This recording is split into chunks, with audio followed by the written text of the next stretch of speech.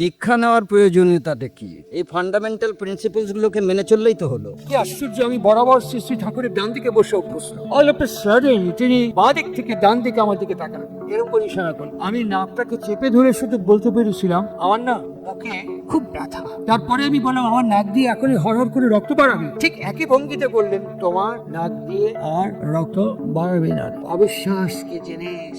সেই মুহূর্তে ডান হাতে তর্জনী দিয়ে আমি নাকের মধ্যে আঙুল দিয়ে দেখছি রক্ত বেরিয়েছে। জয় গুরু। আমি হচ্ছি এখানকার সভাপতি, আমি হচ্ছি ওখানকার সম্পাদক। এই শুনতে শুনতে লাস্ট বাংলাদেশের শেষ প্রান্ত কক্সবাজারে বাজারে যখন গেছি, সেখানে উৎসবে শুনলাম আমি হচ্ছি এখানকার সভাপতি, ওখানকার সম্পাদক। আমি তখন জিজ্ঞেস করলাম, আপনার বাবা বা আপনার মা আপনাকে কোনো নাম দেয়নি? আপনি কি সভাপতি সরকার, না সভাপতি মন্ডল, না সম্পাদক বিশ্বাস, আপনি কি? আপনার বাবা মা কোনো নাম দেয়নি? বৈদিক মতের সাথে শান্ত মতের যে চির বিরোধ, শান্ত মত এবং বৈদিক মতের সঙ্গে যে বিভাজন, তিনি তার অসাধারণ সংযোজন এবং সেতুবন্ধন তৈরি করতে পেরেছেন বর্তমান যুগ পুরুষত্ব। আমাদের অনভিজ্ঞতা এবং অজ্ঞান দিয়ে আমরা একে এক্সপ্লোর করতে বা ডিসকভার করতে পারিনি। তার ফলে হয়েছে, শ্রীরামকৃষ্ণ বললেন, ধর্ম কখনো গ্লানিযুক্ত হয় না। আমরা জীবন বিজ্ঞান পদ্ধতি প্রকরণে যেখানে উল্লঙ্ঘন করব প্রকৃতি এবং বিধি, তার ফল আমাদের দান করবে। অবতার পরম্পরায় দেখা গেছে, পৃথিবীতে অবতার যখনই অবতীর্ণ হন, তারা প্রায়শই নিজের পরিবারের এবং কাছের মানুষদের কাছ থেকেই